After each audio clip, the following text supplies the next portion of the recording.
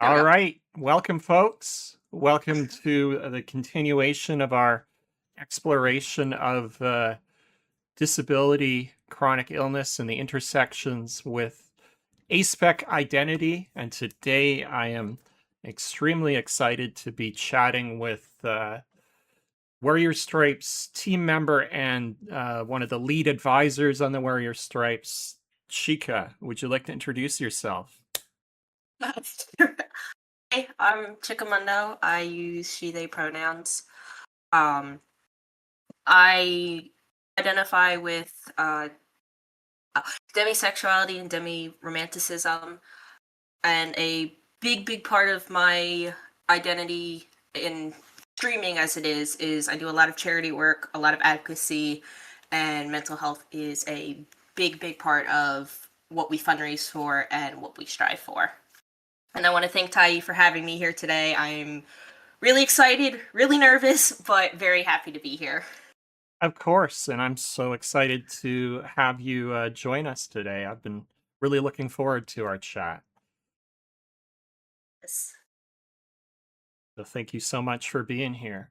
So the first question that I have kind of focuses on, societal norms around relationships and the fact that in society, we often assume that everybody desires to be in a coupled, monogamous, romantic, exclusive relationship. So that's the idea of a matonormativity. And we also generally assume that everyone desires to be in a sexual relationship. And on top of that, we assume that romantic and sexual attraction are together in the same direction. And we know that as ASPEC individuals, that is generally not the case for many folks that identify under the ASPEC umbrella.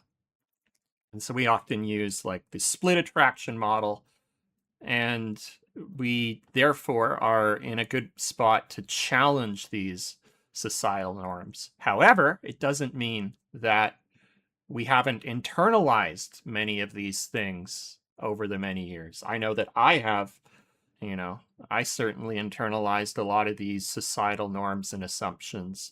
And it took me many years to question that and start to reframe my understanding of relationships. Yeah, I think to bounce off that, especially for people my age, it is very ingrained in us that it is one way, this way, no other way. And growing up, it was a lot for me, it was a lot of this is how it's done, this is what it's supposed to be, this is what society accepts.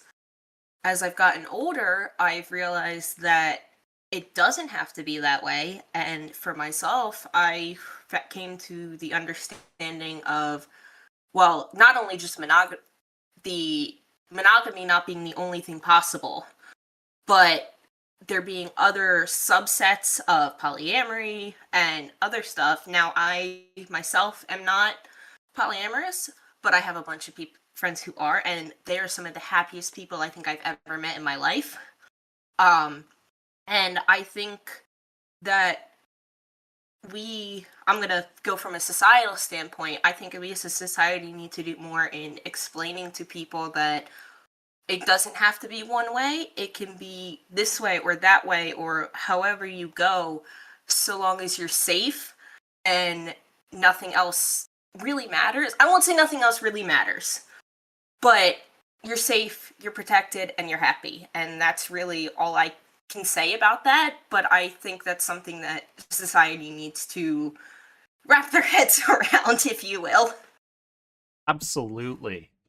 And unfortunately, a lot of these activities, allonormativity, amatonormativity, compulsory sexuality more broadly, are all linked to broader societal um, phenomena that basically try to keep those currently in power in power. So, a lot of these things are very closely tied to colonialism and white supremacy and many of these really, really problematic um, phenomena and power structures that, basically say that, it also ties in with heteronormativity, right?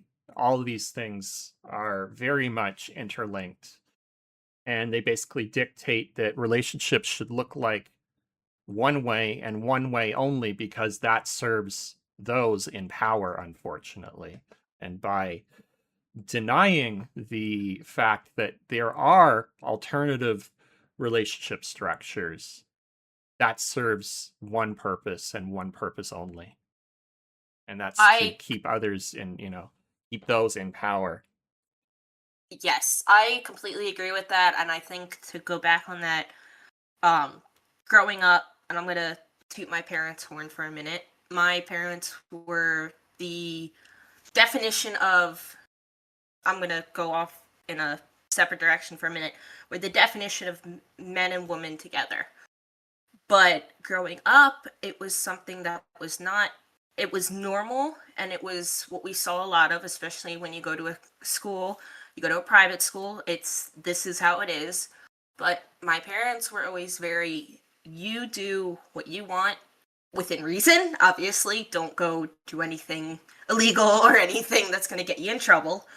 But they always were very much challenge who you think is wrong and do what you think is right. And I think a lot of this aspect, a lot of everything is not wrong, and it's a challenge in and of itself for ourselves, but to those in power, and it proves that we're not all the same. And I think that's a beautiful thing, because if we were all the same, how boring would this world be? It'd be So true. absolutely boring. So I think it's a wonderful thing to be different and to challenge those who, even if they don't like us, I won't say who cares, because obviously we are conditioned to care, we are conditioned to want approval.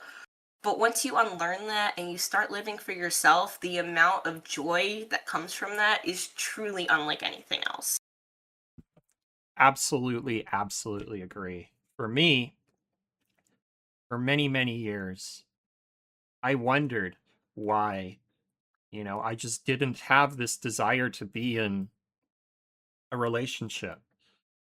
And I tried to be in one, like the typical romantic coupled monogamous relationship. And it didn't work for me. It just wasn't something that I was really looking for. And it took me a long time into my 30s to come to really understand why. And after Yeah, recognizing that and naming, hey, I am aromantic, it gave me so much freedom and brought a huge weight off my shoulders to finally come to that realization and say, fuck what society has to say. I know what I want, and you don't tell me what I'm looking for. I think the biggest thing for me, and I'm in my early 20s, so I am, as most people would call, a baby at this point. But I remember growing up, and it was, everyone dreamed about their wedding day. Everyone dreamed about who they were going to marry, who they were going to be with. And it was something that I never, don't get me wrong, do I want one? Yes. But it was not something that I was in a rush for. It was not something that I was like, yes, let me find someone and date with them just to date. And it took until my late teens to realize, being on the A spec, I didn't find sexual attraction to just about anyone. Now, don't get me wrong, I can admire someone who looks good. I can say, wow, you look gorgeous, you look handsome, you look whatever, but it's not for me. And when I started dating my current partner, we knew each other almost a year before we started dating, because it was, I didn't feel any romantic attraction until, let me think. maybe 6 months in when we started to like really hang out. And I think that it's important for people my age, people younger, the next generation, ones to come to know that it's okay to not want a relationship. Not because you aren't deserving of one, not because you are incapable of love, you can't love. It's because it's not for everyone. And even if it is for you, making sure that it's what you want and not something that society has put onto you. And making sure that you are identifying how you want to, doing what you love, and who cares what other people think? I again, I'll go back to the yes, you care, you want approval, but loving someone in that sense comes from a desire to want to be the best for them, and it's okay to not want to love someone and just love yourself. And to build off that, there's not just one kind of relationship that matters. There's Yes. many different kinds of relationships. And as an aromantic person myself, I really appreciate the platonic relationships, the ones that are often, um, you know, um, considered as lesser than romantic relationships. And I could theoretically see myself desiring down the road, if it were to, happen organically, a queer platonic partnership. And generally in society, when we say relationship, we're talking about the romantic, coupled, monogamous relationship that follows the relationship escalator pattern. And there's no room for anything else. And when that happens, you've suddenly found yourself, you have reached the pinnacle of what society tells you you have to be. And to me, that is so problematic. I couldn't agree more. I think a big, big thing is that, especially nowadays, you go hang out with a friend, and I've had the experience of I'll hang out with a friend, same gender, different gender, non binary, whatever they identify as, and they'll be like, oh, are you two together? Not every people who are together, if that makes sense. Um, and I think it's important for people to realize that, honestly, and I'm going to go into the mental health aspect of this, platonic friendships and platonic relationships are one of the strongest relationships you can ever have in your life. And the mental love that comes from that is unlike anything else. I have a best friend of, I have to think how old I am, sorry. I have a best friend of 17 years. And that relationship is something that does not compare to any other kind of relationship.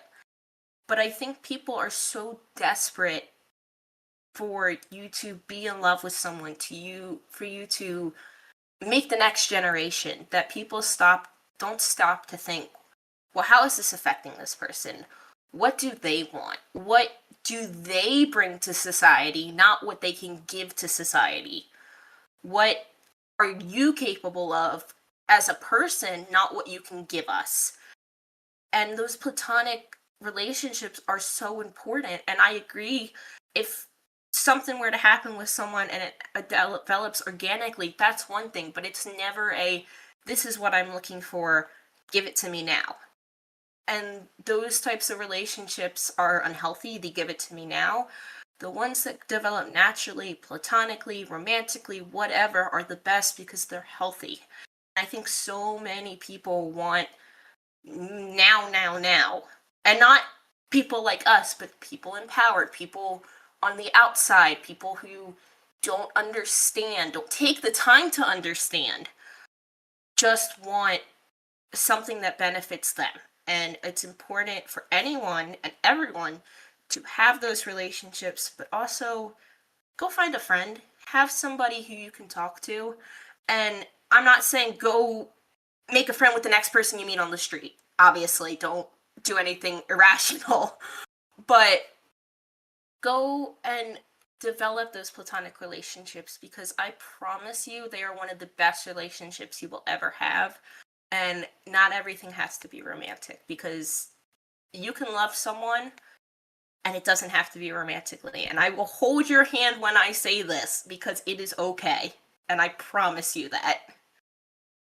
100% in, Western North American and Western European societies, generally love is has a very narrow definition, and it typically, in many cases, refers to romantic love, and we don't account for, or familial love, and we don't account for the fact that there are many different kinds of love.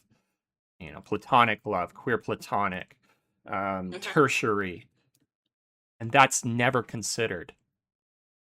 And those things, as a result, are devalued by society. It's like, well, you're in a romantic relationship now. Why the heck do you need friends?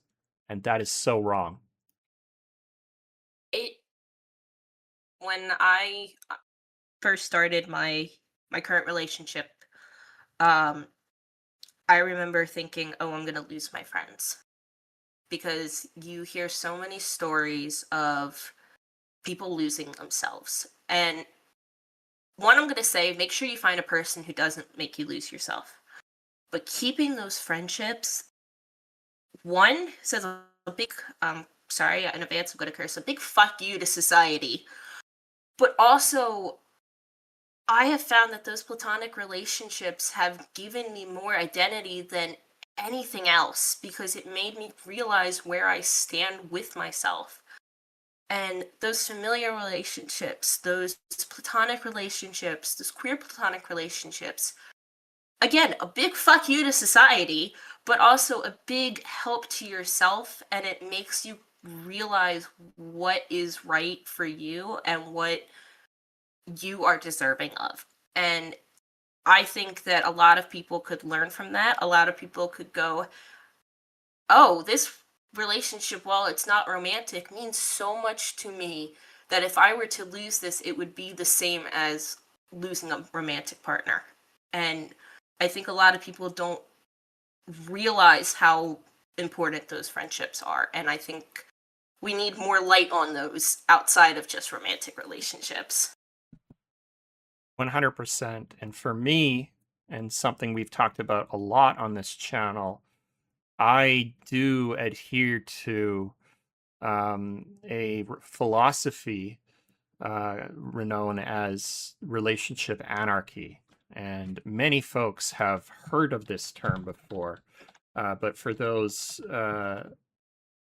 that aren't familiar with it, I'll link a couple of resources here.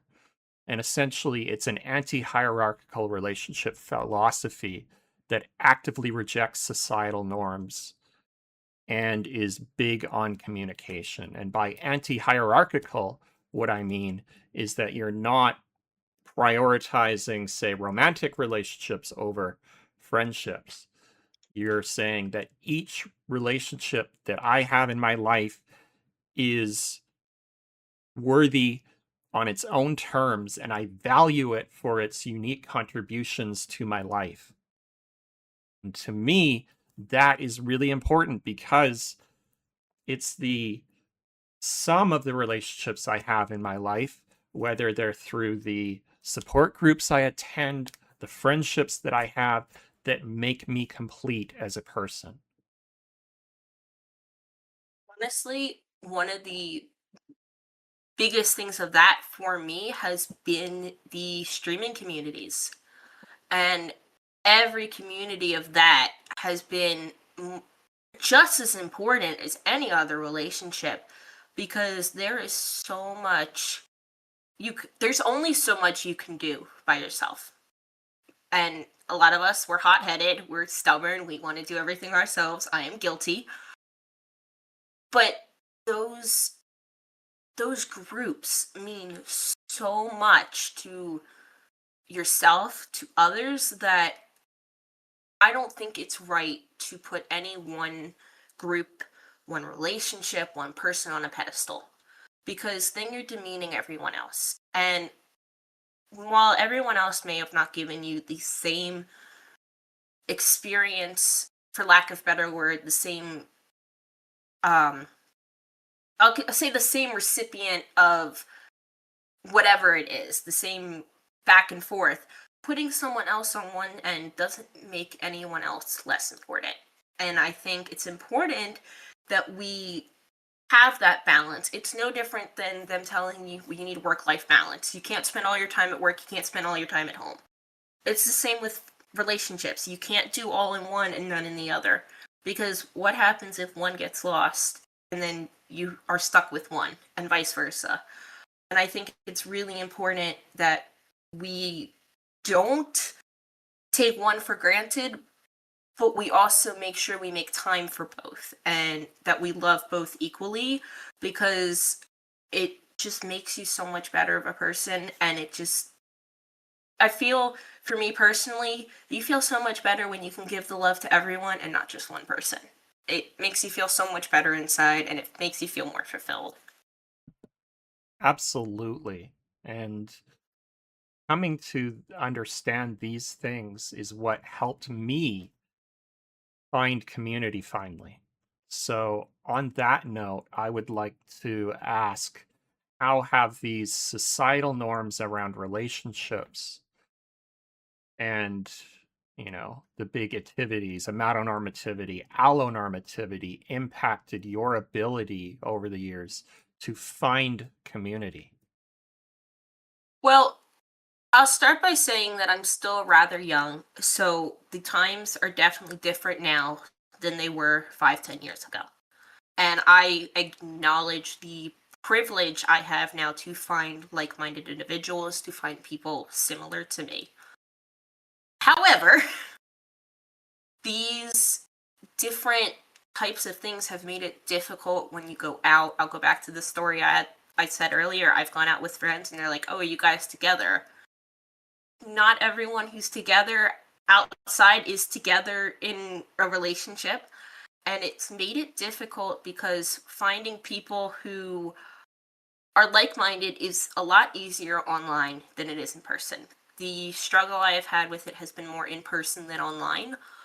Finding people who don't judge you based on what you like or who you like has been difficult in some places I've traveled to. Where I live, it's not. I am privileged that where I live, a lot of people are much more, I'll say, up to date with the way the world is and in the sphere, but it's made it difficult because people judge you for not being, I'll say, normal, not liking one gender or the other, not being like, oh, well, I like men and women, or I like both men, or I like just women. Being on this spectrum of, I love you, but it's not in the way you think. And I think it's been really hard to find people who don't misconstrue their view of you just because of one thing about me. And I have had people who have talked to me and been like, "Oh, what's your sexuality?" Because it has come up in conversation. And I'll tell them, I'll say I'm demi-romantic, demisexual, and I'll explain what it is. And I have gotten some rather weird looks from certain people who are like, "Oh, so you don't just pick one, or you don't just like someone because they have muscles or something?" And unfortunately, some of them are people my age, and it gets frustrating. But I think it's just been really difficult to find people who take the time to understand. And that's the biggest thing, is so many people I have met do not want to take the time to learn. They want to be right. They want to be right, they want you to be wrong, and they want to keep moving on. And I think if people would just take the time to do a quick Google search, you have a phone in your pocket. Look it up. Look what it means. Talk to somebody about it. Just figure it, not, I don't want to say just figure it out, but take the time to learn, because I've had people who have come to me and said, you know, Chica, I identify with a lot of what you say. I identify with a lot of what your identity is. And it's finding the people who take the time to listen, to take the time to learn. And it's a beautiful thing to help, but I think people just need to be more open. And it's made it hard IRL. But to come back to the question, online, it's been a lot easier. I will say I have found some spaces where people have been less than, and I no longer associate with those spaces, of course. But I think finding like-minded individuals makes it so much easier. And I don't want to say to people, oh, go find someone online to talk to, because obviously the online world is scary. There's a lot of stipulations. But find a person, not a person, find a place where you can talk to people about it. I found out this is going to sound really bad. When I started rediscovering my sexuality, I actually found a post about it on Reddit. And that led to down the line, down the Twitch, and I found all these people. But I just want to end the question with an answer of, please just be more open to other people. Please take your time to learn and not be so stuck up. And the amount of difference you can make in someone's day because you took the time to look something up is astounding. And I promise you, you will feel so much better about yourself. Facts, 100%. And I can certainly empathize with the fact that for, finding those online spaces being, so incredibly important. And for me, it was, this online, Discord server, Aces and STEM, that really helped me first come to understand my own asexuality. And it was from there that I finally came to, you know, find other spaces online and then eventually spaces in person. And if it weren't for that, online space initially, I don't think I would have found the spaces that I currently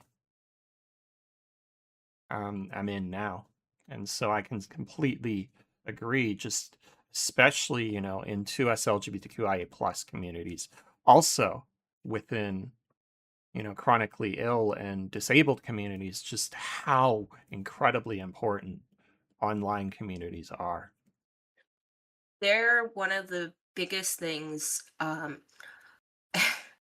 When I go off a little bit, when I first joined Twitch, I was much younger than I am now. Not by a lot, but a couple years. And I remember going, huh, this is weird, because it was new to me. I am in a lot of orchestras, so I'm used to in person. And I remember relearning different etiquette, different ways to talk to people. And when I found these communities, I went, oh my gosh, this is the people I've been looking for. This is the outlet. This is my third space. This is where I'm meant to be. And I won't name drop him because I respect his privacy, but a dear, dear friend of mine was the initial start into those spaces. And I cannot thank him enough, and I cannot thank the Twitch community enough for everything they've done. And it's been a wonderful place to be, and I wouldn't be on this podcast without a lot of them, so thank you. I definitely can agree with that. We were talking prior to starting the podcast, just for me, how much this 2024 Aces and Arrows raid train basically led to so many things happening that would never have otherwise occurred. And it was because of that one event, that one community that I randomly happened to come across on a Blue Sky post in June of 2024 that we are sitting here today talking about this. So it's those small moments, those small communities to begin with online that can lead to so much and, snowball from there. They really can. And for anyone listening who is afraid of even making their own community, do it.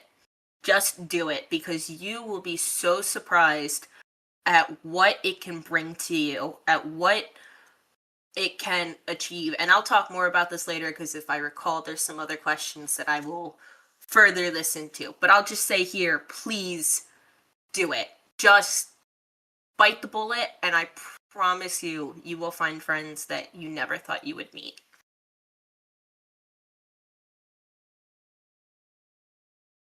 Thank you so much, and I heavily empathize with a lot of what you've said. And so we're going to turn our attention now towards, the intersections of aspec identity with chronic illness and with disability. And I'll preface this with a reminder of how, these stereotypes set by society, that aspec identities aspec folks may be juvenile, uninterested, or worse yet, unworthy of relationships. And by relationships, we in society typically only considered one, and that's the coupled monogamous romantic sexual relationship. We don't consider anything else. But also at the same time, many of these stereotypes are applied to us as disabled individuals and as folks navigating chronic illness. And so, as disabled aspecs, we exist in this bizarre duality where our lived experiences as disabled, as folks with chronic illness, are often ignored or erased by the broader aspec community. But at the same time, our aspec identity is often ignored or erased by the broader disabled community. Yes, I think a lot of I'll give context for my chronic illnesses. I have I can never say this, but I'm going to try my best. Eosinophilic esophagitis. I have celiac disease. I have asthma, and I also have um I have something else gastrointestinal, and I can't remember what it is. So please forgive me. But I think it's unfair that we, as disabled people or as aspec people, get one side of the coin. It's, you can't have both. You can't possibly be both. It's, and I apologize for this phrase in advance, but I've heard it a lot. It is pick a struggle. Something I have heard my whole life.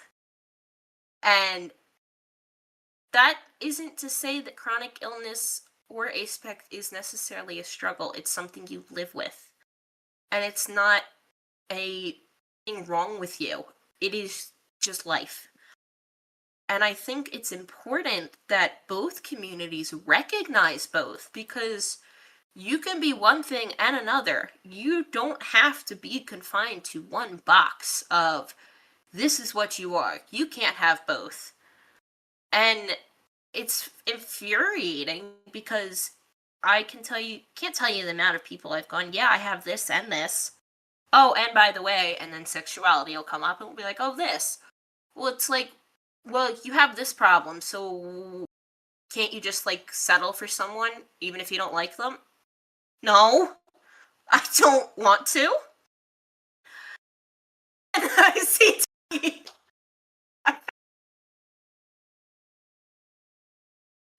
And it's just, I think it's so ridiculous that people are like this.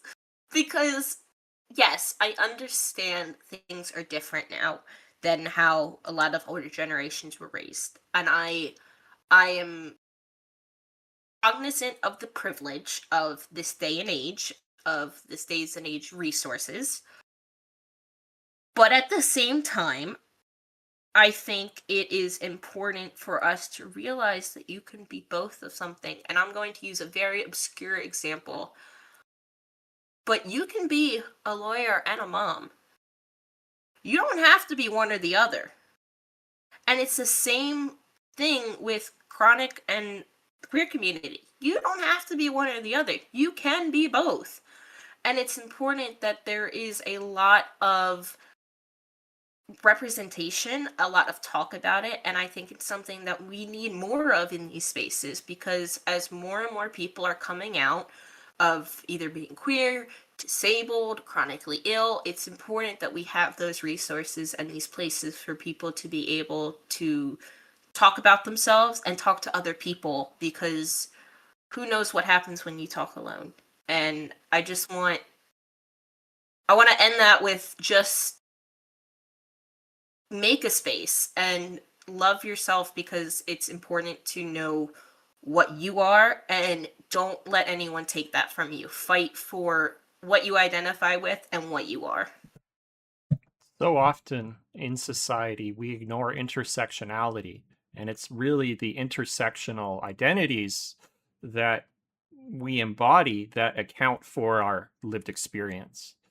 And as you said, we often try to box experiences into one or the other, and not all A-spec folks are going to have the same lived experience because of the fact that we are not just A-spec, but we have so many other intersecting identities that often are ignored, either on purpose or due to just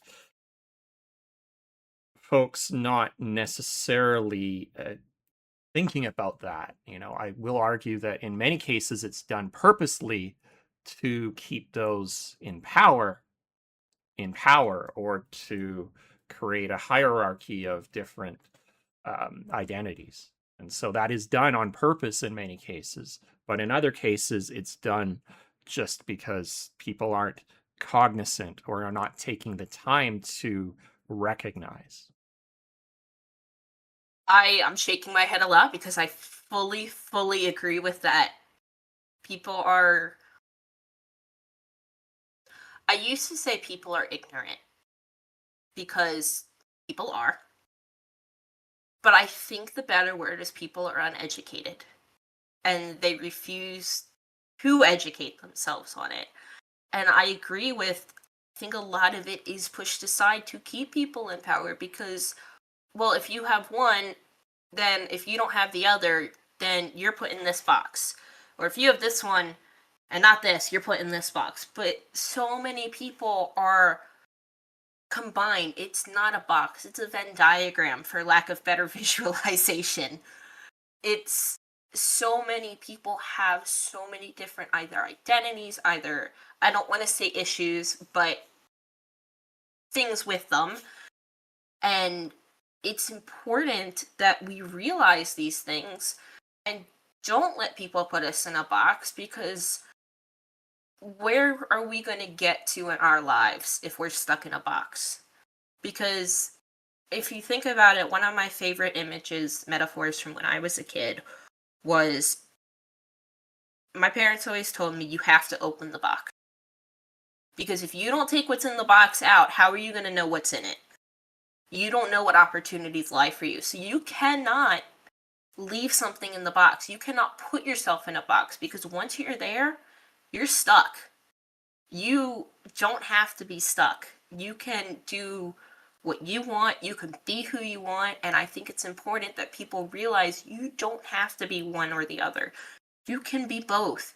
You can be three things. You can be as many things as you want, and you are still a person. You are still deserving of love, and fuck what anyone else thinks, because you deserve to not be a box.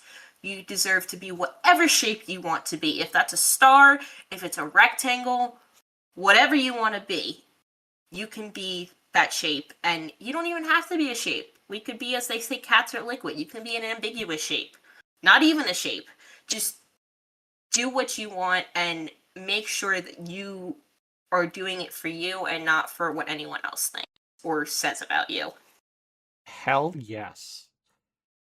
People don't fit neatly into boxes because boxes are an oversimplification of our lived experiences that ignore the fact that our lived experiences are made up of the intersections of many different aspects of our lives.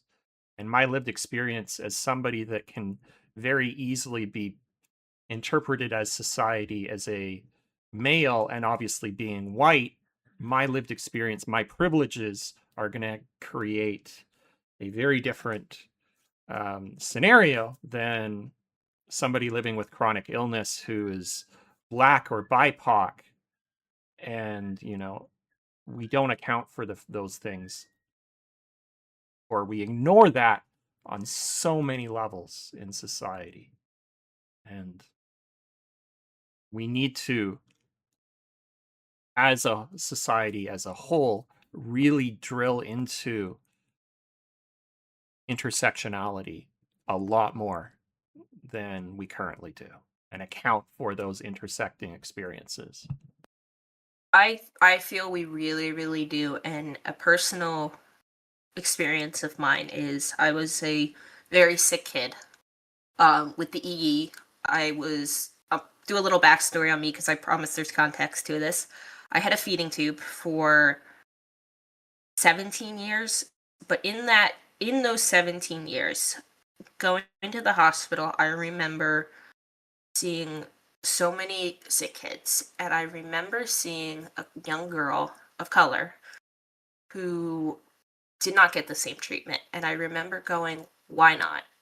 And I remember thinking, why is she so different? Why? Just why? Because when you're 7, you don't know why. You don't understand society. You don't know. And looking back on it now, and I'm still friends with that girl. I remember going up to the nurse and yelling at her because I said, "You don't treat her differently because she looks different." And I think as an adult, seeing so many people intertwined with different things makes you go, "Oh my gosh, why are we like this as a society? Why do we hate because we're different?" And I think it's so important that people learn that we're all doing this for the first time. We're all living for the first time. We're all trying our best. And the only real thing I could say to end that is just please don't treat someone different because they look different, they act different, whatever, because they are still human. And how would you feel if someone treated you like that if you were them? So just be nice to people, please. You brought up such a good point that many kids aren't yet biased by societal norms around, power structures and, implicit bias around race or gender or sexuality. And so for kids, it's really easy to say, hey, what the fuck? Why are you doing this? And so I definitely laughed when you said that because I can certainly um, relate to, similar experiences growing up and being like, why is this happening? Why are you doing this? I don't, my friend is my friend. Why are you? Exactly.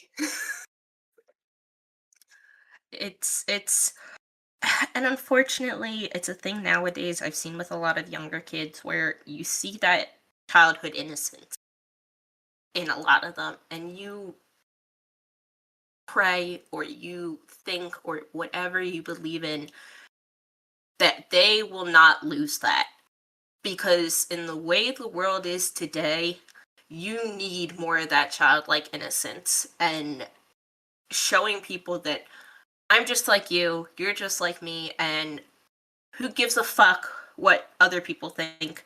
Who gives a fuck about society because you're my friend and that's all that matters. Yep, absolutely.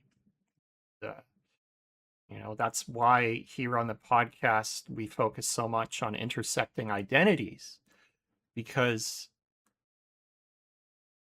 we don't really account for the wonderful diversity of experiences when we ignore intersectionality.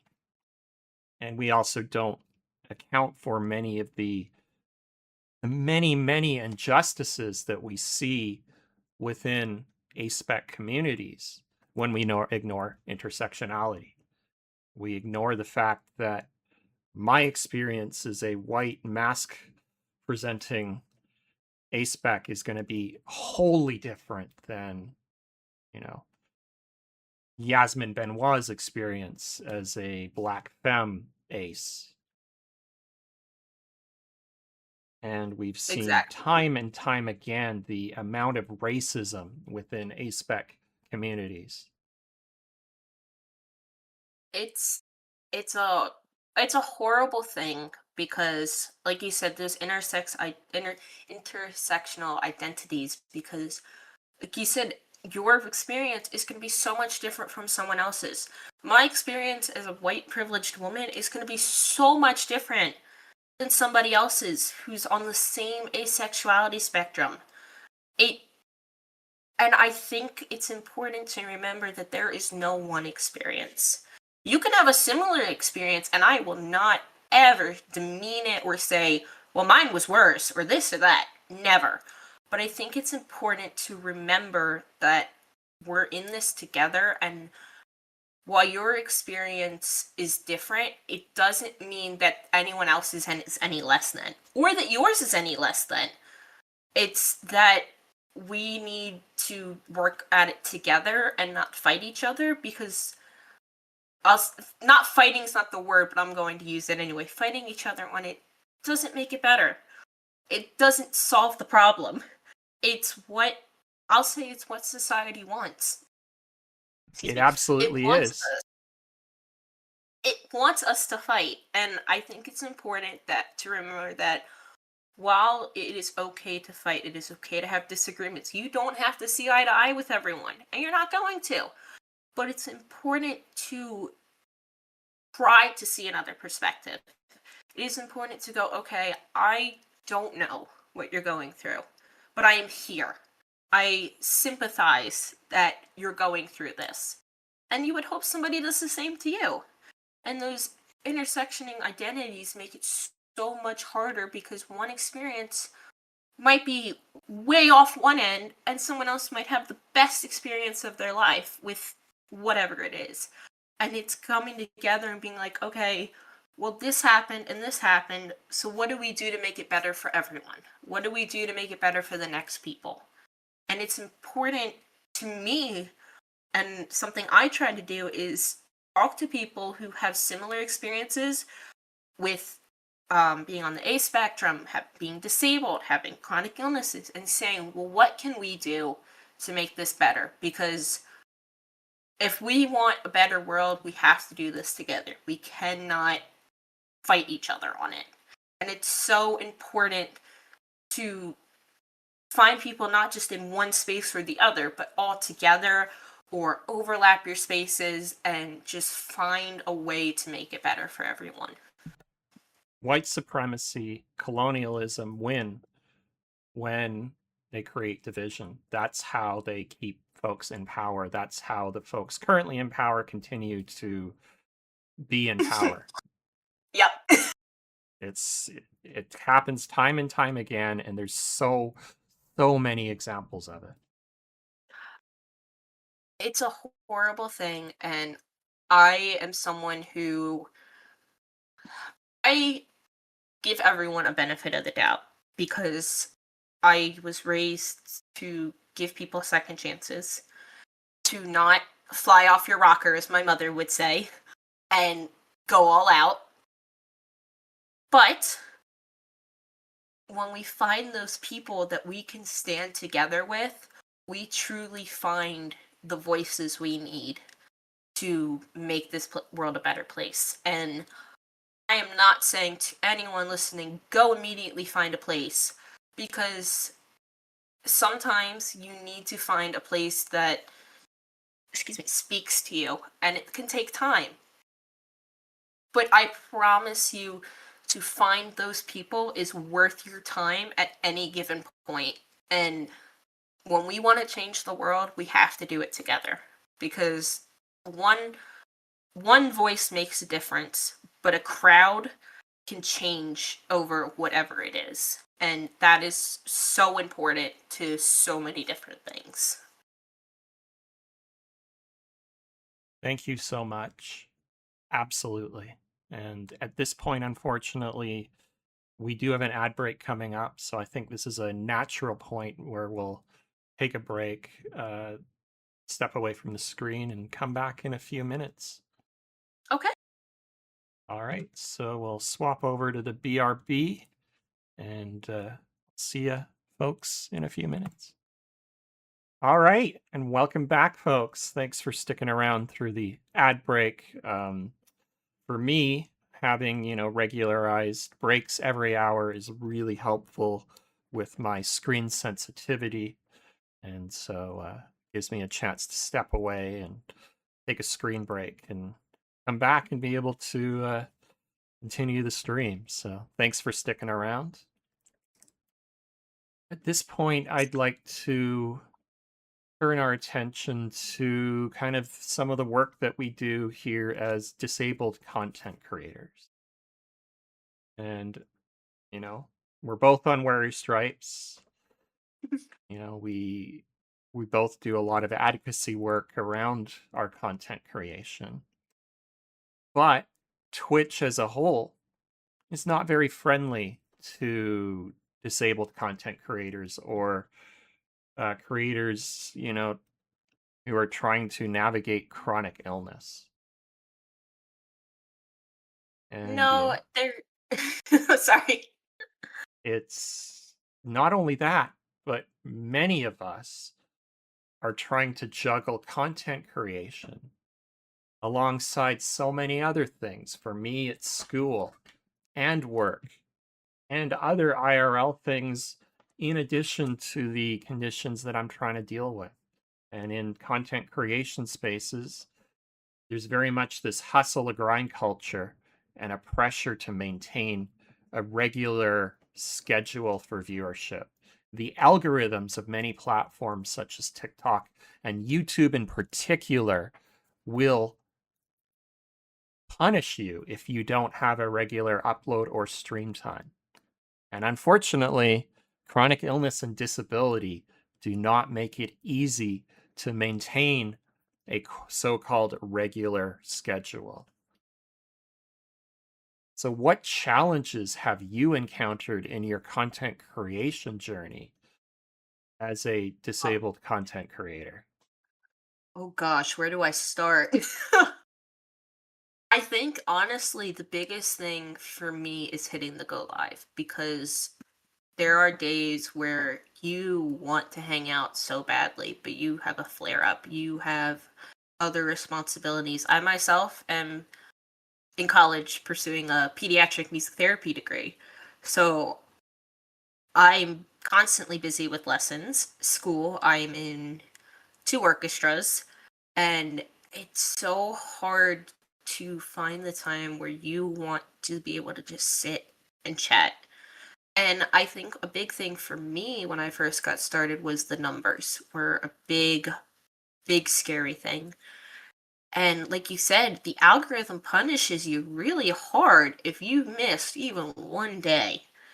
And I think the challenges for me have been going live, staying in touch with the communities you're a part of, and even your own community, and then finding a time to do what you love.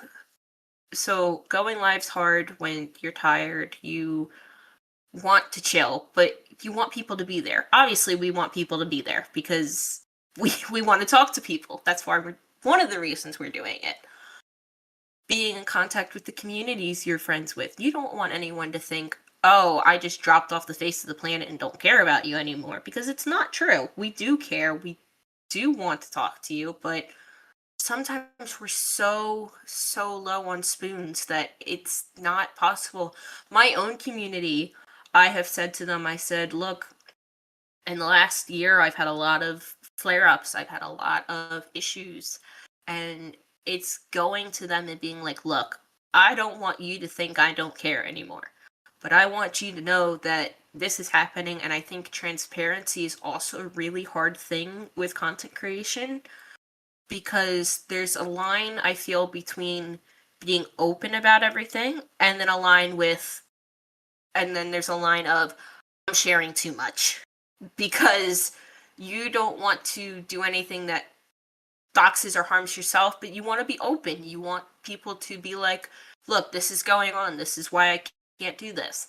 And for myself, I am someone who overthinks things, who I can make an announcement and then go, well, I hope nobody thinks this, this, and this. But you can't control what people think.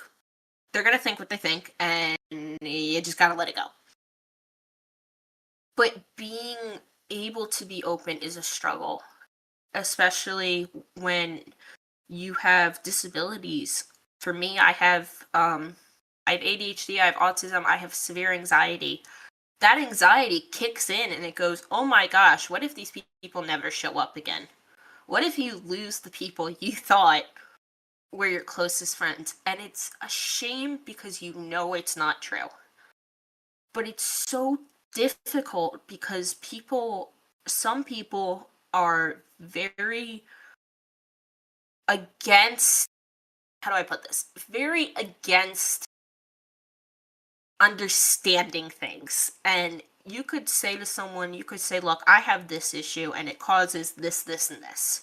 And you could say, I've been working on this for X amount of years. And somebody will go, well, just don't have the issue. Old school could be the nicest way to put it, yes. Um, so many people are just, I don't want to learn. And it's frustrating, especially as a content creator, because it's a new age, and I understand that a lot of people don't understand content creation, don't understand streaming, don't understand algorithms. I understand, I completely get it. But when you have the tools you have now, it is a quick search. I would even say, if you don't want to look it up, go to the library, because I can tell you right now, you will find a book about algorithms. Maybe not the same kind of algorithms, but it's the same concept. And it's so difficult to show up for people when some people just constantly put you down. And it's awful. And like you said, it's so old school. It's so, I don't want to learn. And I think my biggest struggle with content creation outside of going live and talking to people is just being myself. Because for the longest time, I put up a facade on stream of I'm always happy, I'm always here, I'm always present. And an event happened in my life that made me go, I cannot be this way all the time anymore. Because it felt so inauthentic to be that way with people and not be vulnerable. And I'm not saying put everything out there. I'm not saying go and tell everyone your whole business. But be open if something is bothering you to a point that someone in the community you can talk to, you can help them. My personal streams, we focus a lot on mental health, and that's something that a lot of people need. And I think a big struggle for a lot of us, whether we're ASPEC, we're chronically ill, we're disabled, is finding those people who don't judge you for what's going on, but are there for you. And that struggle is something I think we all have. I know I see so many people go, I don't want to do it because I'm afraid someone's going to say something. Let them. There's a ban button. I promise you it is okay to use it. Yep. Because use it. Don't abuse it, but use it. And just take the chance that, because there will always be someone who doesn't like you. There will always be someone who comes in and will say something. But you know what? That is one out of however many people. And I've always thought of it as when you are out on a day and you dress up and somebody compliments you, if you get 6 people complimenting you, that's a lot of people, right? So if you have 6 viewers, you have 6 people watching you. That's a lot of people. And that one person who doesn't compliment you, are you going to let them ruin your day? No. That one person that says something mean, don't let them ruin your day. And just be be okay with not being liked by everyone, but love what you can do for people enough that you keep doing it. That's such a beautiful way to put it. And it took me so long to come to figure out the right balance. When I started content creation, I was just desperate for people to come to streams, and I put up with a lot of bullshit and a lot of problematic folks in the community because I was so desperate to just have people come to my streams. And it really took me 3 or 4 years to really come to a realization, no, I don't need to put up with this shit. I want the folks who like me in my most authentic, vulnerable self to be the ones in my community. It took me I I started streaming 4 years ago. And that first couple of streams, by then I was privileged enough. I had a group of people who were there regularly, who supported me regularly. But it honestly took me about a year and a half to go. Some of these people who I looked up to, who I admired, were not the people I wanted in my community. And it's hard because it is breaking that platonic friendship and it hurts. It really, really hurts. But to be selfish about it, you have to go, okay, what's best for my community and what's best for me? What is going to make me be able to give the best to my community? Is it letting this person stay, or is it going, I understand, I maybe I don't understand why you're acting this way, but I see you and I want you to know that I'm grateful for you, but you need to leave. Or just straight banning them if they're rude. I mean, there's whatever you have to do. But to bounce off what you said, it's just, it takes a while for you to figure out what to put up with, especially when you're new, because you know that this is not how you should be treated. But you are so desperate. And I myself was desperate for viewers because I was like, I want people to be here. I don't want to feel like I'm just talking to a wall. And it's finding those people that go, well, you're not talking to a wall, you're talking to me, whether I'm lurking or I'm actively talking. But not putting up with the people who are going to put you down because of whatever else. Whatever it may be, low viewers, low followers, whatever. And it's just, I want to say to anyone who's starting streaming, or even if you've been streaming a while and you have low viewers, I promise you, I would much rather have low viewers of people I know and care about than high viewers of people that are going to be absolute assholes to me. And it's making that small community of people that love you that will make such a difference. And please know what you are worth and figure out what that means to you and take it by the reins and run with it. And don't ever let anyone else tell you otherwise because you know what you are and you want and you are deserving of. Facts. And it's those few regulars that really show up and are there, no matter what I'm streaming, no matter how I'm feeling, they mean so much more to me than, a random flux of 100 people showing up out of nowhere, Mhm. especially if those folks, are problematic or don't really show any care as to what's going on. So I completely understand what you're saying. And it took me a long time to figure out that figure that out, basically. And it takes many content creators a long time to figure that out. Yes.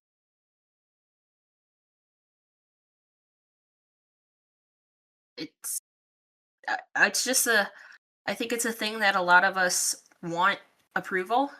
We want to be loved and we want to grow because we see people who grow, we see people we love, we see people we admire on these platforms, and we go, oh my gosh, I wonder if I could do that one day. And you can, but I think there's a difference between wanting to skyrocket and having to deal with the consequences of it later and building your community slowly with people that will genuinely show up for you.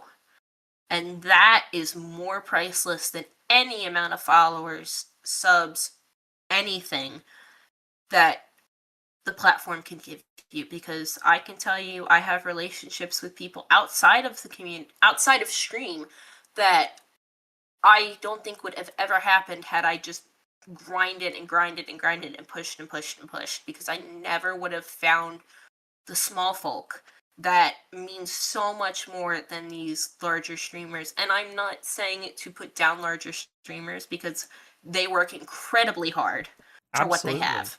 Absolutely. And would never demean them or put them down, because be proud of it. But it feels better, I feel, when you find that tight knit community, because even as it grows, you still have those original people who are there for you, who go, okay, I understand you're getting larger, but don't forget about us. And you don't, because they've been there since day one. And that is so, so important to so much of your content creation. Absolutely. 100%. And welcome on in, Morgan. It's lovely to see you. Also, someone who I met during the 2024 Ace and Arrow train. Nice. Yeah, many, many folks that I had the wonderful opportunity of meeting because of that one train. You'll quickly come to realize just how important that one event has been for my not only my content creation journey, but my journey the last couple years overall. It there are so many places that I never thought would lead me to where I am. I'll call him out a minute. Virtu in chat is my partner. We would not have met for if it was not for some of those other communities that you don't realize how big of an effect they can have later down the line. And it's so wonderful to see the friendships, the relationships, whatever that grows out of them. Absolutely. And yes, Shania's train opened up so many cool opportunities and introduced me as well to so many lovely people. And many of these folks have then, you know, come to be in so many intersecting communities. You know, that train helped me find the Fruities. And from there, I joined Spoon Platoon and then eventually joined Wear Your Stripes. And the number of people that are, in all those communities together is just so amazing and so fantastic. It's wonderful. You see so many overlappings. I get into other communities and I'll be like, oh my gosh, I know this person from whatever else. And it's amazing to see how much these communities can intersect and you can find new people, but you still have I don't want to say old friends, but you have your original friends to fall back on and be like, oh hi, I know this person from this, this, and this, and then you learn how other people know them, and it just creates a whole new community, and it's really, really cool. I remember the first time I don't remember whose community it was, but I was in someone and they rated someone that I didn't know they knew. And it was really fun to be like, oh my gosh, I know you from this place and they know you from that place. And it makes you realize how much of a small world the internet really is, despite how big it is. And it's just a wonderful thing. Absolutely. So, in your opinion, how can we create spaces that are disability forward and that can make room for these flexible stream and content schedules that, are what we as disabled, chronically ill creators need. I guess the biggest thing is being more open to everyone, no matter what, whether you have a disability or not, chronic or not, honest in a LGBT plus realm or not. Excuse me. I think it's being open to everyone and anyone, all walks of life, all just anything. I think the biggest thing that would be lovely would be if these corporations would have more leniency. Obviously, that is not an easy thing to come by because they are corporations. But what we can do is create spaces where we accept all people, we love all people, and also being okay with turning some people away. Because while we are open to everyone, sometimes there are places where you go, you're not a fit for here, but go here. Or, sorry, this is not what you're looking for, and then referring them to someone who might be their space. And I think it's being conscious of what we're able to do and our ability, but also being okay with learning to get new skills, to be helpful to everyone, and knowing that you can't help everyone. And I know it hurts, I know it sucks, I've been there, Hmm. but knowing that as long as you're trying your best, that's what matters. And I think to make more forward spaces is to create them. Because if there isn't one, how can you make more? You have to start with somewhere and keep going.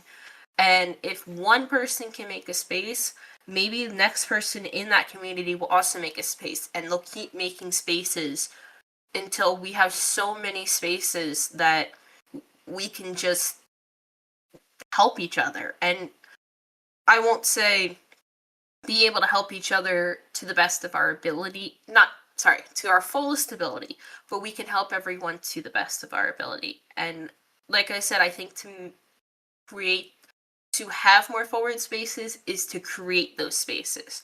If there is a space you want to see, I think it's not waiting for someone else to make it, it's you make it. Because if no one's made it by now, how long are you going to wait for someone to make that space? If you do it, then you know that it's out there and you can help people with it. That's why I created this podcast. I have had this incredible opportunity to co facilitate a local Aces and Arrows support group here in the community. But I realized after the Ace and Arrow train, there's no spaces like that on Twitch. There's no spaces to have these sorts of discussions. And I said, why not create that space? And look what it's become. Look at the wonderful folks I've met. All these amazing folks were because I took that time to say, hey, there's something missing here. I can change that. So I absolutely agree. If you can do it and you've got the energy, creating those spaces is so incredibly important.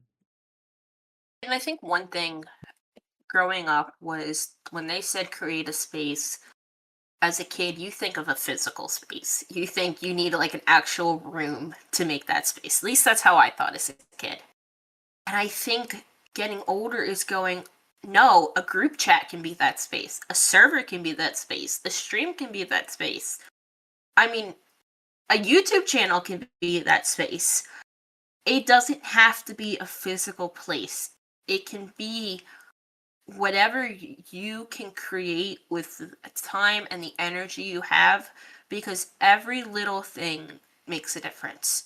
And I mean, every if you will, every raindrop fills a river. Not one raindrop fills the entire river.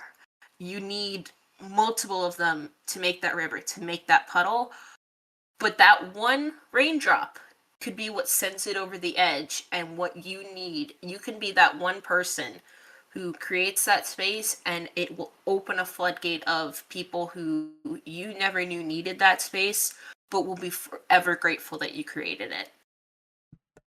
Absolutely. And it's been so amazing to see groups like the Disabled Content Creators Collective, the DC3, Spoon Platoon, Wear Your Stripes thrive and exist in this, really corporatized space that Twitch exists in, and be able to create so many wonderful communities despite, the limitations that, Twitch's algorithm and, the corporate pressure to have a regularized schedule, because regular eyeballs means more ad revenue. And I get it from a corporate perspective. Regular eyeballs gives advertisers, more opportunities to show their product and makes them more likely to want to pay for ads. I get it. But, to see these communities like Wear Stripes, like DC3, and so many others exist within a space that's not designed for, our community has been so wonderful to see. And I think it's wonderful to be able to take something that gives you so little and turn it into something so much larger, because like you said, we understand the algorithm, we understand the revenue and the ad, and we get why it's the way it is. But we also can take that, and instead of letting it run how we do things, we can go, okay, I understand this is how this works, but I'm going to do it my way, and your way is what's best for you. And being able to take those people and that space and just make it into something so much greater. I mean, you take Discord communities that are outside of Twitch. I have group chats with people who we've met online, but we understand how the algorithms work, so we take it wherever we can. And just being able to understand how things work, but not blame it, and go, okay, well, this obviously isn't working the way I want it to, so what can I do to make it work for me? And just being okay with failing sometimes, even. Just knowing that as long as you tried, that's what matters. And you can keep trying and trying and trying, and one day it will work. And those spaces are so important for that, because so many opportunities can come out of those spaces.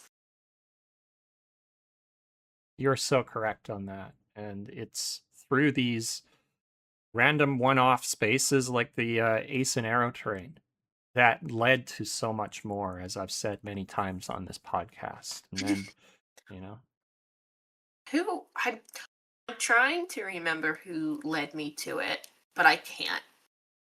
But there was a couple of events where I was led into raid trains. I was led into charity events. And this was after I had done some of my own stuff. And I think those one off spaces have created such big opportunities. I went from one raid train to being able to join the Women's Guild. I joined the Pride Guild. And those little spaces throw so much at you that you go, oh my gosh, if I had never bit the bullet, I never would have done this. And it's so amazing to see these spaces that people take the time to create. And I think I speak on for most, if not all of us, on how thankful we are for the people who create these spaces. Because without them, we wouldn't be doing our things and we wouldn't be doing what we love. And it's just it's something that sometimes we go, we wish we could do that ourselves. But we're so thankful that there is a place for it, even if it's not a place that we created. absolutely. And I recognize that not everybody is in the position to create those spaces, especially, at any given time, So recognizing that, not everybody is in a position because of, life circumstances, whatever. that they may not be able to create that space, but saying, hey, what can I do to create a space that would be welcoming of them or provide them with an opportunity? Is that, and it's these sorts of things that have allowed so many of us, a part of Wear Your Stripes, Spoon Platoon, the DC3 in particular. I absolutely love what they do.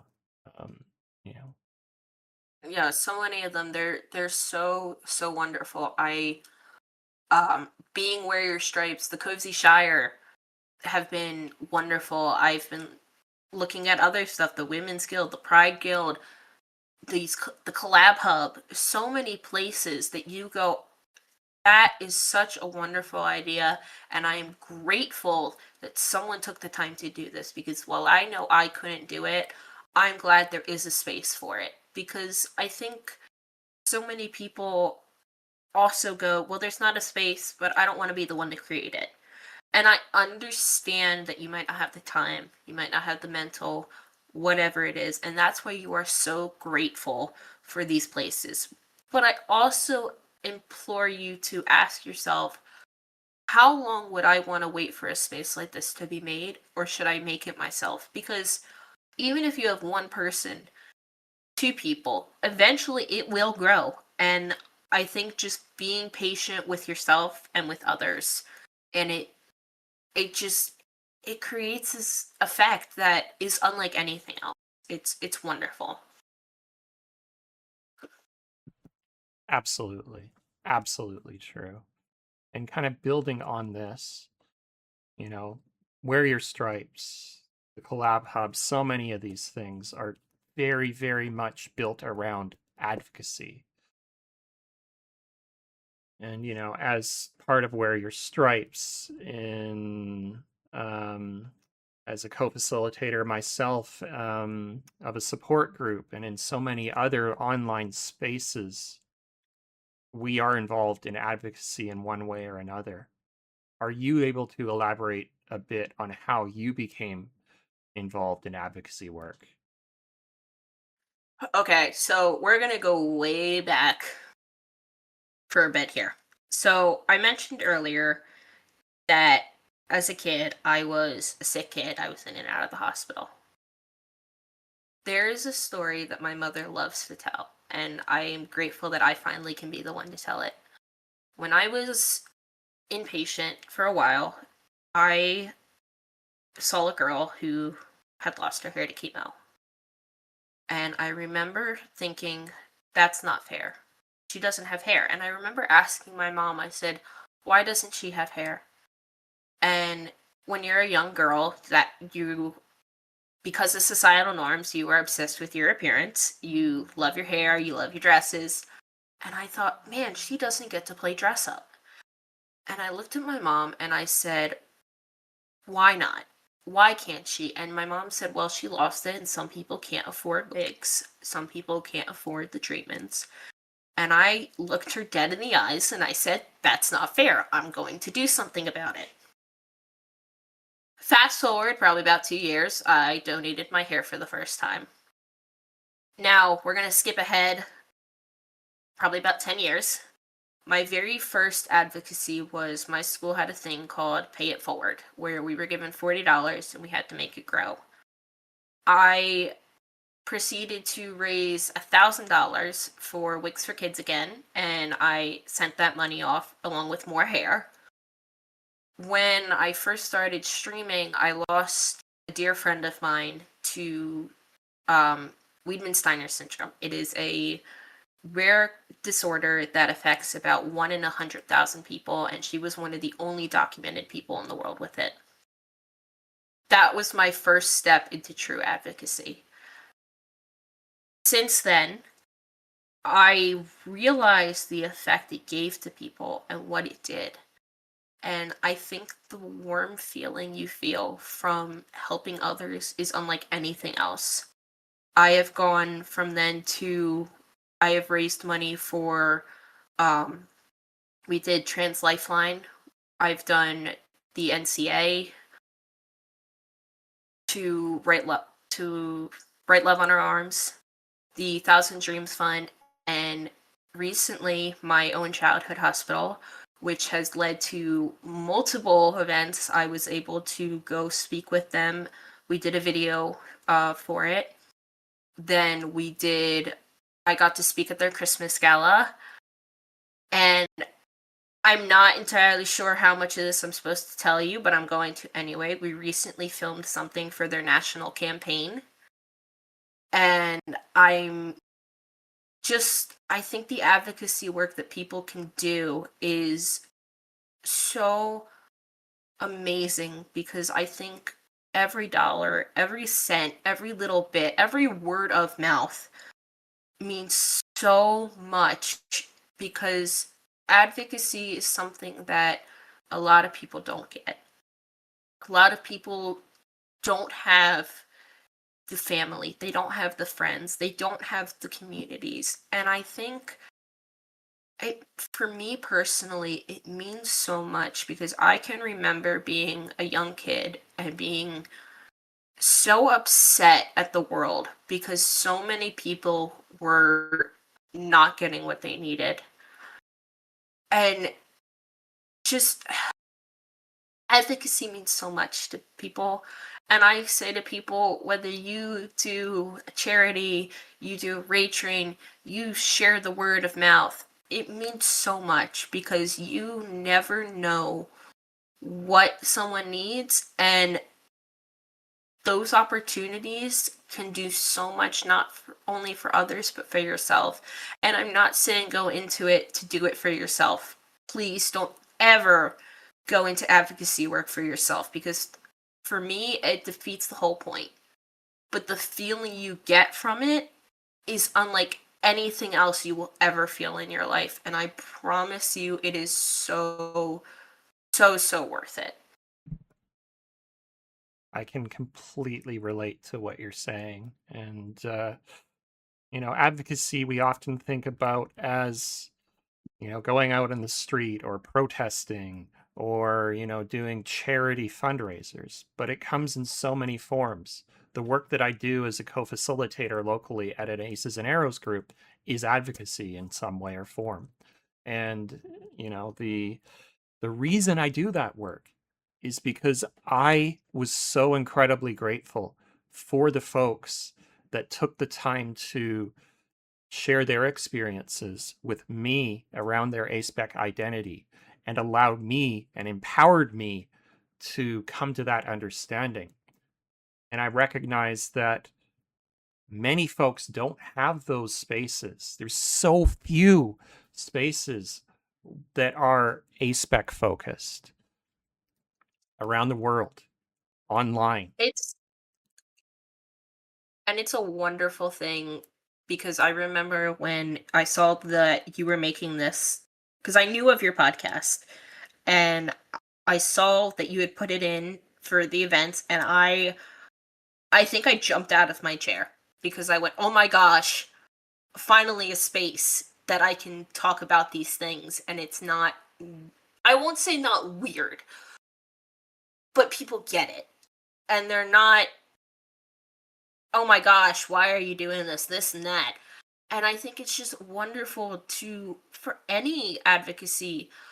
And like you said, it doesn't have to be charity. Advocacy is spreading word of mouth. It is talking about things. It is being able to help in any way, shape, or form. And whether it is a podcast, whether it is charity, whether it is you go write a blog post about it, that word of mouth means so much more than I think anything. And I'm not saying that donations don't matter. I'm not saying charity doesn't matter. But that word of mouth means so much to so many places. And I just think it's important that we recognize that and be proud of what we can do with that, because when you have a voice, you should use it for the better, I'll say, for the better judgment of everyone else, the better good of everyone else. You need to use it and be proud of it. 100%. And I am so incredibly grateful and proud of the fact that I've been able to create this space here and to have had the opportunity to work with so many lovely folks at the local organization where I run the Ace and Aerospace. And I just resonate with so much of what you just said there. Advocacy, as you said, comes in so many forms, and even the smallest amount of advocacy can lead to so much more. You know, sharing that charity post, you don't know how many people that's going to reach because you shared it, because you did that, retweet, because you did that, share on Blue Sky. That's advocacy. That helps. And I think so many people think, and I'll say so many people think advocacy is solely charity work. And a lot of it comes, at least from my experience, a lot of it comes from what we are conditioned to know and what we are taught. And I think we are taught that if you don't give money, not if you can't give money, you're not doing advocacy. You're not doing charity work because of what the definition of charity work is. But I think in this day and age, it's so important to know that advocacy is so much more. It is, like you said, resharing that post, writing a text to someone, putting a flyer out. It can be something as simple as word of mouth to your friend and being like, oh yeah, this, and this. And I think a lot of people get really hard on themselves because they go, I haven't done advocacy. I haven't done this. I haven't done that. And I think people don't realize that those reposts are advocacy. And I am not saying let it go to your head. But I think be kinder on yourself because you have done so much that I think we equate advocacy to giving money. We equate advocacy to how much can we fundraise and give back. And it's not. It is what can we do to get the word out, and that word makes it better because even if you don't donate, you could put that word out and somebody else will. And you have still done the advocacy work because you have put it out there. And just unlearning what we've been taught it means and having our own definition of it. And just knowing that you are doing enough and that it doesn't your worth in charity and advocacy and whatever is not equated to how much or how little you do, because as long as you have done something, you have done so much more than so many, and it's something to be really proud of. 100%. And, I think a lot of this comes from the fact that we're conditioned to live in this capitalist framework where anything that matters is of monetary value. But for so many of us in 2S LGBTQI plus spaces and disabled spaces, for those dealing with chronic illness, a lot of what really matters to us is not monetary. It's the support that we receive from others. It's those spaces that many operate on little to no funding at all. I created this ASPEC podcast looking to make money.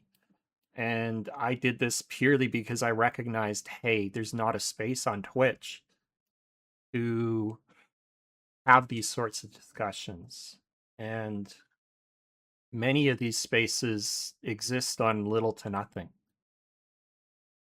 They really do. My space, as I said in the beginning, we do play a lot of fun games. We do hang out a lot. But I am the person that if we need to steer stream in a certain direction because a topic comes up, we don't shy away from it. Obviously within reason, obviously within TOS, because to be able to keep talking about things, we have to not be out. But creating those spaces means so much to so many people you know, you don't know, and just finding that ability to do it. And I think those spaces mean so much to the 2S LGBTQ, to the chronic illness, to the disability, because I think learning to educate other people is so rewarding, because you're not doing it to be condescending, you're doing it to make it a better place. And I will forever argue that education is also advocacy, because when you educate someone on it and they're able to go tell someone else about it, and maybe it leads to a charity or it doesn't, you are still advocating for whatever it is. And education is so important in that sphere and realm of things. And I think things like this ASPEC podcast, things like the the hubs and places, our teams, I think the education is so important. And I'm beyond proud of everyone, because I can tell you there are things I learned that I don't think I ever would have even known about had it not been for these spaces. These spaces have allowed me to unlearn so many of the things I was conditioned to think because of societal norms. And it's, these spaces that get us to question what society tells us is a value that is really what kind of creates a lot of the advocacy work that we do and makes these sorts of spaces. We can't do it without first questioning, problematic assumptions in society. And I think with society, unfortunately, we have to unlearn a lot of things, because so many things are conditioned from a young age, no matter where you are in the world. Obviously, other places in the world have even different societies, but I think it's being open to unlearning and not being so stubborn in, this is what I was taught, so this is what it has to be. I think being open to relearning, open to changing your mindset, and just opening your heart to anything and everything that's possible. And I'm not saying that you have to agree with everything. I am not saying you have to like everything you relearn. But I'm saying take the time to relearn it, because there are so many other perspectives on things that you could learn by opening your heart and your mind to so many different things, and just being a space for someone to go, oh, this, and this. And you could even be like, well, this is my perspective, but I understand because you educated yourself. And it's so, so important. Absolutely. Absolutely. And I'm so grateful to have had the opportunity to unlearn and relearn through so many of these sorts of spaces here on Twitch, through the advocacy work I do locally, and, through the Discord spaces that helped me come to first understand my own aspec identity. I'm gonna actually really bounce off that last part, because I don't know how much I talked about it earlier, but I had originally said Reddit was where I had first learned about it. That's where I first learned the word aspec. It was a Discord community from a friend of mine who openly is bi, who I talked to him and I said, "Hey, I want to talk about this because I don't understand it, and I want to learn about it." And I remember learning and going, "Oh my goodness, this is what I have been feeling my entire life." And I take that because, and I say that because those spaces make you go, oh my gosh, this is not something I would have thought of. When I first came out as bi, and then pan, because I was like, I love everyone and anyone. I am not one or the other. When I learned about Ace and Demi, I went, oh my gosh, this is what I've been feeling my whole life. This is what it means. And I think having those spaces where you can go, oh my gosh, this is so important, because it I've always said you don't have to put a label on yourself. never feel like you have to, because you are not the label. You are you. But sometimes having those labels helps you further identify who you are. And being able to have those spaces where you can figure out what they mean, figure out, is this what you are? Is this what you identify with? Is so important, because I think it leads to a lot less confusion for yourself. But then you can talk to other people and maybe even help them figure stuff out. And they can go, oh my gosh, this is what I've been feeling this whole time, not whatever society has conditioned me to think. Or society said this is how it is, and no, it's this. You don't need the label, but it makes so much more sense. And I think those spaces are so, so important for that realization, because I truly believe that when you can learn more about yourself, your health mentally can be so much better, because you are not fighting something you don't know. And I'm not saying you will know everything. I'm not saying you'll find it the next day, but it helps so much down the line go, oh my gosh, I'm not confused. I'm not weird. This is what I'm feeling. And I am okay with this, and I can say fuck society, because this is what I'm feeling, not what this person told me. And it's just so important to be able to have those spaces to figure that out.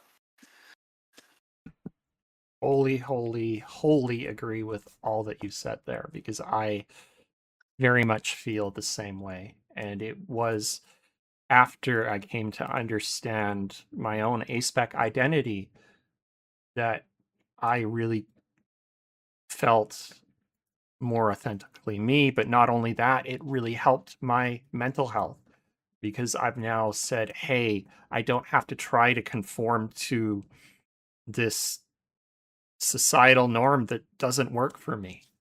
I'm me. And there are other lived experiences that are just like mine or similar to mine. I think learning, and it's a really hard thing, is to unlearn those things and to be okay with it, because when you are conditioned from so young to feel one way or another, it is really hard to undo it, because another thing is we are conditioned to want societal approval. We are conditioned to want approval from our friends and family. And being able to unlearn that is such a hard thing, but so worth it. And I understand, and I will say I am privileged, and a lot of us are, to be able to do that. I understand that there are people who are not, and I will never, ever demean those people, because I understand why it is so hard.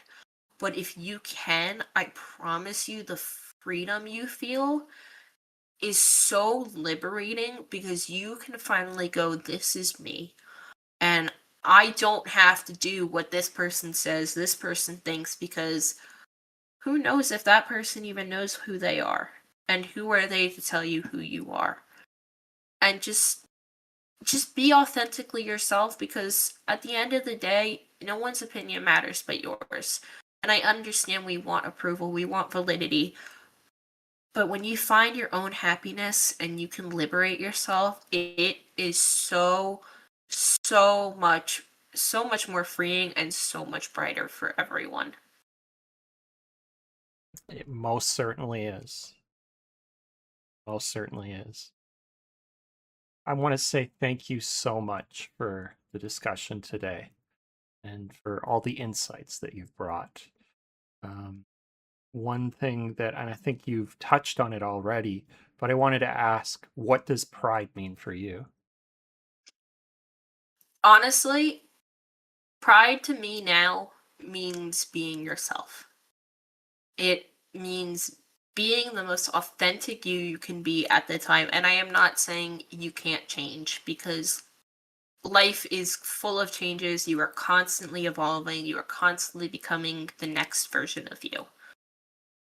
But pride to me means being you, and it used to mean finding an identity. It used to mean fitting in a box, finding a label, finding a space. And I think as I've gotten older, it has evolved into just be yourself, and taking pride in who you are, what you do and what you can do, because that will give you so much more freedom than anything else can ever give to you. Most certainly. And that applies both to our identity as A-spec individuals, as to us LGBTQI plus individuals, but also in our identities as disabled and chronically ill people as well.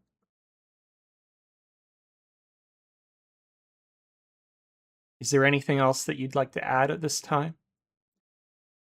I don't think so. I just wanted to say thank you for having me here. It was such a wonderful time and a wonderful experience.